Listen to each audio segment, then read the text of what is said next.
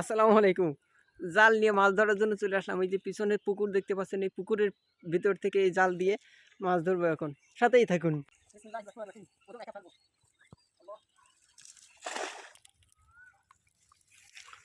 এই যে একটা ট্যাংরা উঠেছে।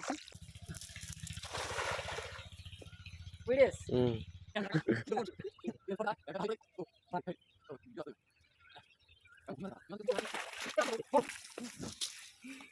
এই দেখো, ক্লোজ করো। কত বড় একটা মাছ। আরো ক্লোজ।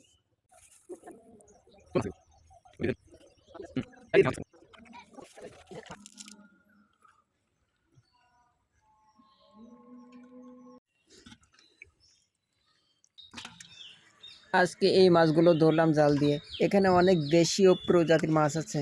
শোল মাছ, চ্যাং মাছ, এটা দেখতে পাচ্ছেন এই যে ট্যাংরা মাছ।